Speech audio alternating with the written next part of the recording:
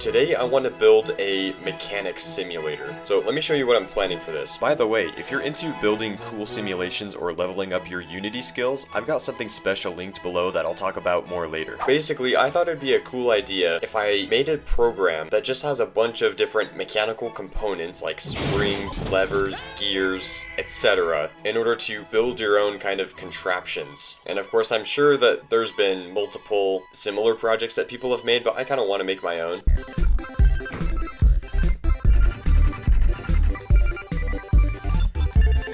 So for now we're going to start off pretty simple. We're going to have just regular materials that you can use to build stuff. Levers, joints, gears, springs. Oh, and we're also going to have motors to be like a source of movement. And it's not really going to be super realistic. It's just going to be a fun little sandbox for you to play around in. And I'm also thinking in the future possibly adding some other features like liquids, gases, other energy sources, maybe chemistry with like different elements and fun ways that different materials can interact with each other. But that seems a little bit complicated. I'm not sure if I'm going to try that or not. So that's kind of the idea. Okay, so let's start a new 2D project. And I think we're going to call it Mechanica Sandbox 2D. So first I think I'll import my script from my nuclear physics simulator. The one I'm thinking of is this camera controller that lets me just zoom out and zoom in and pan across the 2D scene. So now we should, there we go. Cool, cool, cool. Okay, so I've now got this script to spawn squares. So now when I press S, there we go. And ouch, it made my ground disappear. I've created now a new script called square, and this square script gets added to each square when it's spawned, and what it should do is give each square the ability to be dragged by the mouse. And I've also added inside of our square spawner script the ability to freeze the scene when I press F. Okay, so that looks like it's working. So now if I press F, okay. Yeah, okay, so that looks like it's freezing the scene. So see, we can already now make a wall, I think. And knock it like that. Oh. Cool. So now I've updated the square script to make it so that when our cursor is near a side of the square and we drag to extend it, it'll extend that side and kind of stretch it. So it looks like this is kind of working correctly, actually. We can scale it like that. Yeah. It looks kind of weird when you do it fast, though. And then when we drag in the main body, then it... Oh, dear. Oh, well. Alright, let's see. Let's just put that there. Okay. Let's see if we can't make, like, a caveman house here. I mean, you know, it's kind of easy. All we need to do is add a little bit of this, get that a bit shorter, put this there. Yeah, that's a good caveman house, I'd say. Might as well, while we're at it, make a little caveman family. Let's see. Let's make a papa. Oh no, I just added the body and the papa's legs fell apart. Oh, there we go. Okay, you know, I really need the ability to delete objects or have an undo button. That would be nice. Alright, Papa, there's your body. Boom. There's obviously some bugs with this. I can only scale these left and right sides, but if I spawn a new square and try to scale the top side, you see it just boop, and when I try to scale the bottom side, boop. So, still some stuff to fix.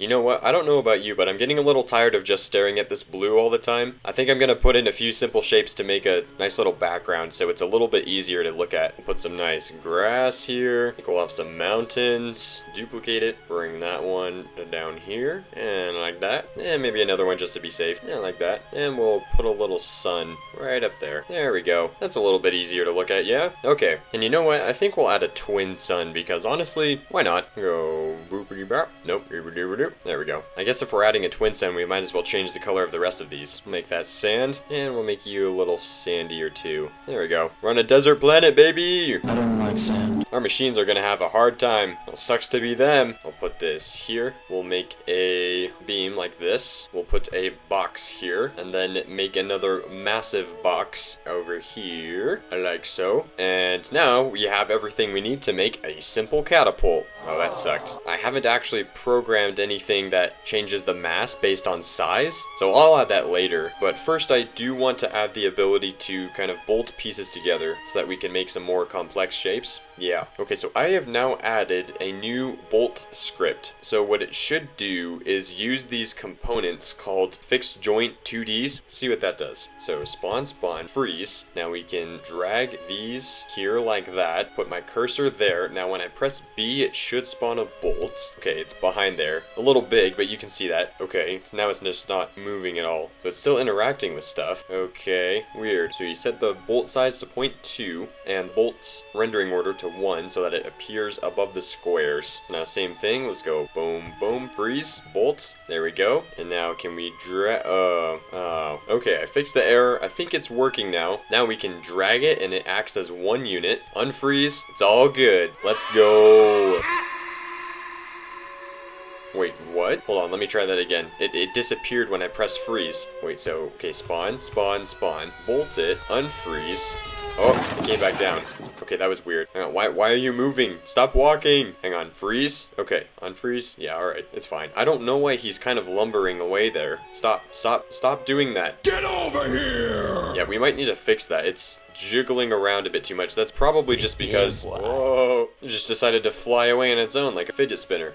It's probably because just having a bunch of colliders there in the same space, they're kind of fighting over each other. It's just set it down, just lift it up a little bit, and it starts spinning. Alright.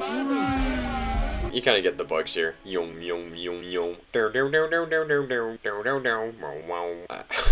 thought it looked like a cool little sandworm, you know, like in Mario Kart. Those big like sand ball towers that you have to dodge. Yeah, whatever. Okay, so it's kind of working now, except like it's falling through molasses. And then when I let go, then it falls at regular speed. That is so weird. So many little annoying bugs. I just want to move on and add more features. Then, you know, that's part of the fun. Okay, so I've added some logic for rotation. Now if I press R, okay, so it does rotate in live mode. That's good at least. Okay, I think I want to add another little change, which is to make bigger objects more massive, like I was saying before. Also, it looks like if we take multiple of these pieces and spin them around like the, oh, that's not what I thought was going to happen. They're all spinning individually. They're not spinning collectively as one part. I have a feeling in my gut that that's going to be a little bit harder to implement. So we saw with our big square before, it didn't really do much when we made something huge like this and then dropped it. But I want to see if we increase its mass a bunch. Let's put this to like 200. Okay, and we'll drag it all the way up here. Let it drop. Oh yeah,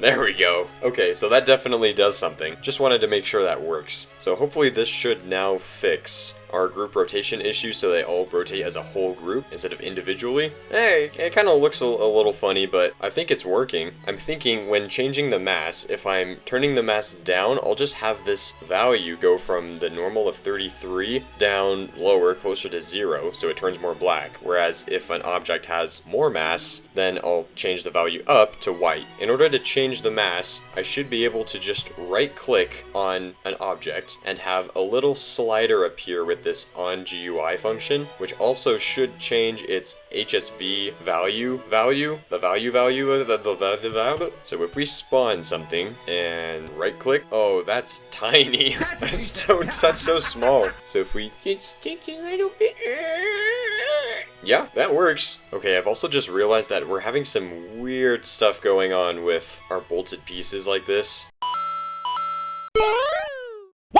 But it's also weird because these are acting kind of like jelly, like jello. That is, yeah, that is not what's supposed to happen. I've given you everything that I ever wanted and it's still not good enough for you.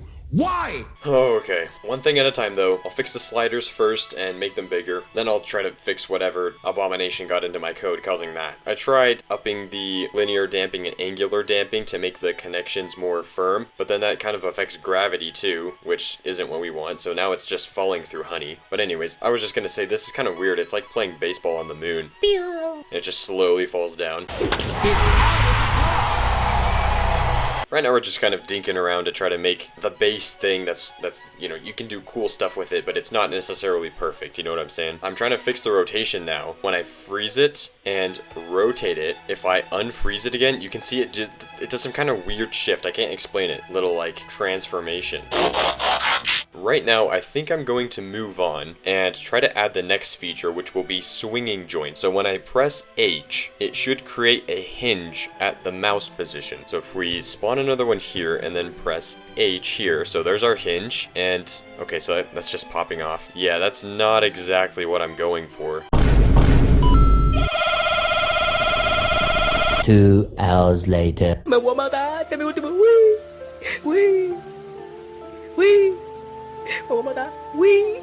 This is very frustrating. Okay, it's been many painful hours trying to figure out how these freaking hinge joints work. It's so confusing. I've been reading this Unity documentation. I've been watching their official guide on this topic, and let me tell you, like, it kind of explains some things, but it could explain a lot better. Or maybe I'm just stupid and I don't understand it. The first property, anchor, is the point the sprite rotates around, relative to the sprite in local space. This point does not need to be within the bounds of the sprite. The second property, connected anchor, is where in the scene this point is placed. Am I justified in being confused by that? I don't know. I'm not mad about it anymore. Maybe a little. I'm over it, pretty much. So it took me more than I'd like to admit, and a little bit of getting distracted by new Curse Cassette YouTube videos to finally understand this. But I think I finally know how to use this properly, because it is kind of simple once you get it figured out, but until then it was like, what? I think I can put this into functioning code this time, hopefully. You ever hear how like 90% of the solution is just knowing what the problem is? I just didn't really know 100% what I was trying to do. Okay, I'll be back in a little bit when I've hopefully fixed this. I have done a ton of overhauling. I think I'm done making all of the changes I want to the code. I haven't tested any of them. I just felt like doing a bunch of changes right, and again, this is bad practice. This is bad coding practice. Do what I say, not what I do. Do not do this. Do not make a bunch of changes without testing any of them and then just try to test them all at once. But I just felt like doing it. I didn't feel like doing them all individually. So I don't know. Here we go. Let's test the bolting behavior. Okay, we can drag it, unfreeze. Okay, that's working perfectly now. It's finally working. Looks like I can still rotate it. So if I drop this baby on his head, yeah, so it's nice and stiff now. Okay, but let's try with hinges now. If we press H there, when we unfreeze, perfect. Oh yes, beautiful. This is how a real G programs. Everything works, kind of. It's just working, okay? Just let me be happy for once. Whoa, calm down, Jamal. What I'm going to add next is circles, so that we can have some wheels. So I've added this function here, spawn circle. So let's try pressing C. Okay, there we go. And now we should be able to drag just the edge, and I fixed some more bugs, and I added a few more little quality of life features. The first one is that I added the camera controller back, so now we can zoom out and pan around in this little environment, and I set some maximum so that you can't go too far into the ground or too high into the sky. I also made it so that when we enter freeze mode by pressing F, you can see this little icon at the very top, that little snowflake appears, so that it's easier to know when you're actually in freeze mode or not. And finally, I made it so that the only changes you can actually make, you can only make them in freeze mode. So you can see if we go out of freeze mode, I can no longer spawn objects by pressing S. That's what I'm pressing right now. I have to go into freeze mode first in order to spawn objects, and in order to move things around, in order to scale things, etc. So I think at this point we should have enough things to build a little bit of a racetrack. I'll do a time lapse now where I try to make some sort of gravity car that just comes down a slope and then maybe goes up and over a ramp. I don't know. Let's see what we can do. Hey nerd, yeah, you, the one still watching this. I bet you've got a ton of ideas for amazing simulations or games of your own, but maybe you're stuck wondering how to actually start, or you've played around with Unity a bit and want to really step up your skills. I built a complete course exactly for curious minds like yours, where I share everything I wish I'd known earlier, from the thinking patterns of seasoned devs to hacks for learning skills absurdly fast, and secrets to overcoming procrastination and creative roadblocks. Hit the top link in the description. I think you'll seriously love it.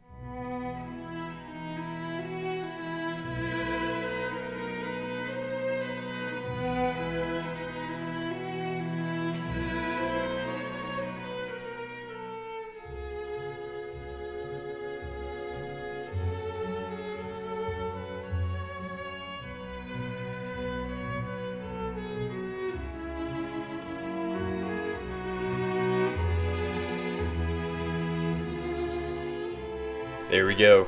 there's our totally rad race car with our little driver Timmy inside. Don't even try to mock this. You don't know the genius of my designs. Alright, let's go ahead and build the track.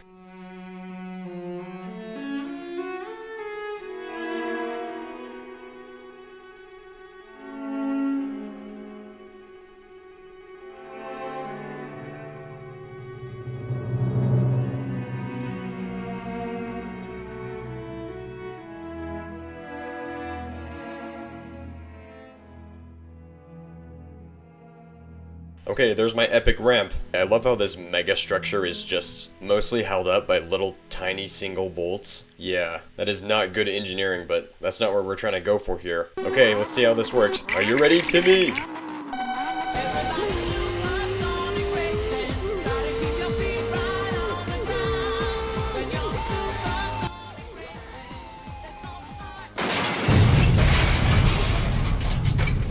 So, stuff is mostly working. I still needed to add the ability to delete objects. I want the ability to rip components off of groups and delete them. And once that is done, then I think we'll add the ability to spawn different kinds of parts like gears and springs and such. So that's what I'm gonna work on next. And I guess I'll come back when that's done. Okay, everybody, I have been working on this for a long time now, improving it, and I have added a bunch of features. First change, the mountains have perspective. Second change, when you enter freeze mode, you'll notice this grid. That's because I added grid snapping. So if we add a part here, let's spawn a square. Now you can see that they snap between the different grid points. Cool? Alright, and you probably also noticed that I've added outlines for parts that are selected. And now, besides squares and circles, I have also added a third part, which is the right triangle. So you can scale the sides, the shorter sides of this right triangle. And then if we want to have a certain sort of ratio between the sides like this, and we want to scale up that ratio, we can scale it from the hypotenuse while keeping that, you get it. I also have multi-select, so you can select one part and then use shift to click on other parts in order to select those as well. Or you can use a little select box here to select multiple parts at once. I also added a little context menu here, so now changing the mass happens from here. When you right click a part, you can also duplicate that part like so. You can disable collisions between whichever parts that you want to, because building mechanisms in 2 dimensions is kind of hard, so allowing you to disable collisions between different parts that might be overlapping within a mechanism gives it a sort of sense of 3D depth that you wouldn't get otherwise, so that certain components don't crash into each other and cause problems and such. You can also bring parts to the front of the rendering order like that, or send them to the back, just like that, or you can just delete it. And finally, I added another joint, which is the motor. Let's see, it didn't spawn hello? Oh, yeah, I also changed it so that you have to be selecting both parts in order to put a joint between them. So, motor, there it is. And this makes it so that you can get some rotation between parts. It's kind of like our source of mechanical energy right now. So, motors also have their own context menu that you can bring up to change their speed and change their torque. And you can also change it between rotating counterclockwise or clockwise. So you can see when I unfreeze, okay, that's not how that's supposed to go, but you kind of get the idea. And then when I freeze again, you see all those parts went back to the same spot they were in before, because I added kind of a state saving mode so that it's easier to re-edit parts if you make something like this and then it doesn't work, like it just barely didn't. So let's see if I change the torque on this instead of having it really low. If I just crank it up to 1000 and then I unfreeze again. Okay, it's still not working, but you kind of get my point. There we go, it's working. So that's how the motor works. And then if we change that to counterclockwise, now you can see it's going the other way. Okie dokie, artichoke. Okay, what do you say we make some cool contraptions out of this? The first thing I wanted to make is a tank. So I got this picture. That's what I'm gonna build first. And then we're gonna build a couple other cool things that I have in mind as well. And I'll talk about them later. We'll see how it works. Okay, I've finished building my tank here. So this main body of the tank and the treads are 2 separate parts. I just thought that made sense to build it that way. And then here I've put in 2 motorized gears attached to the body, and then some free spinning wheels down at the bottom, just to help kind of give a little bit of tension to the tread, I guess. And then I've got some parts up here just for aesthetics, you know, they don't really do anything right now. You'll notice everything is pretty light, the colors. That's because I had to turn all the masses down to 1, because if I did not, basically the tank was too heavy for my motors to support and move, so I had to turn the masses of everything down to 1. I really need to increase my maximum torque, so that way I can really crank it up and haul some heavy things. So now all we do is put the tread on there like that, just like so, and then we can press F and let it roll. And there it goes, let's go baby! The little spokes of the gears aren't exactly going into the slots that I meant for them to go into, but oh well. Hey, I'll tell you what, it's a tank, it rolls, so what more could you want? I think what we should do is freeze again and see if we can't put some obstacles for it to go over. How about that? Let's see if it can crawl over that, just for starters. Oh, it's struggling a little bit. It's slipping a little bit. It's got it. Wonder what'll happen when it falls off. Ah, it's a tank. It's good. Not a scratch. I wonder if it can handle climbing over just a bunch of rubble, or if it will just push it out of the way. Let's try that. Oh, it's trying. Yep, it climbs over it. Let's go. Very nice. Alright, one last test for the tank. Let me just build something real quick. Okay, here he is. Tank Man. You can tell he's real strong because I set the mass of all of his body parts to 100. Let's see what happens to Tank Man when he stands up to the CCP. 12 seconds later.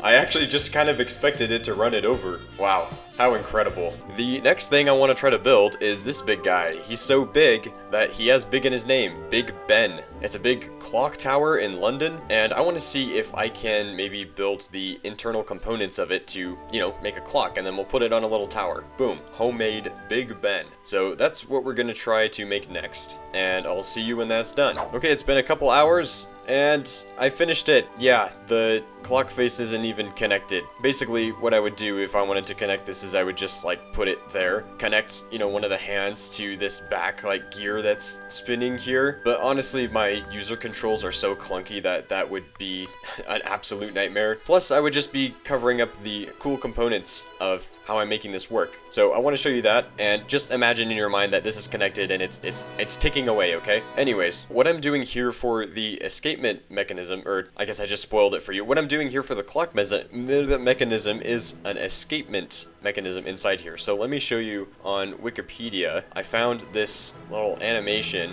of like an anchor escapement. So this is essentially what I'm trying to do. It's not quite like this, but you basically need something, you know, with gravity trying to spin the gear clockwise like this. And then this anchor with a pendulum stops the gear periodically so that you can count the seconds and minutes and whatnot. So here I have got my anchor mechanism for the escapement, and down here is my pendulum ball. And then connected to the clock, I've got this gear with the little spikes there. And then on that gear, I have this little mini gear that is not directly connected, but this chain that I made with some weights on the bottom of it rests on that little gear. So what you do is you just take this part and you set it on top there like that. And now in order to get the actual pendulum swinging, I have this little guy here. He has a mass of 100. So this bowling ball is our little starter ball so that it falls and bumps the pendulum to make it start swinging a little bit. So now if I press F to unfreeze, boop, you can see that ball, boom, hits that. And now this weight on this side of the chain is slightly more massive than this weight. So it wants to spin it this way. And then you can see these right here. Of course, it's not perfect. Again, it is a little clunky and it's very slow. But you can see, you know, every so often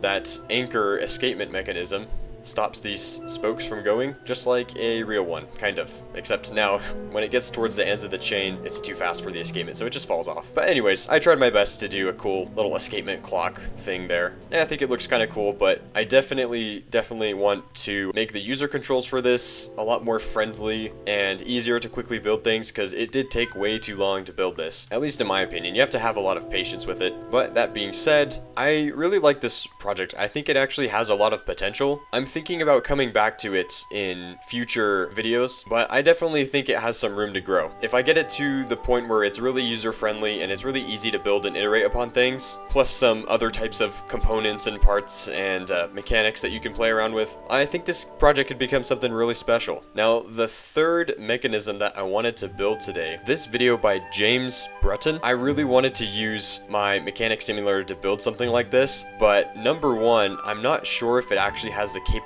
to do it, and number two, it would just take way too long, and I'm really anxious to get this video out. My program so far is just way too clunky, but building something like this is on my bucket list for maybe a future video, because who doesn't think that would be cool? I mean, come on, a freaking simulated AT-AT. For now, hopefully you enjoyed these builds. Don't forget to check out that course that I just released in the top link in the description, and I will catch you next time. Alright, get out of here.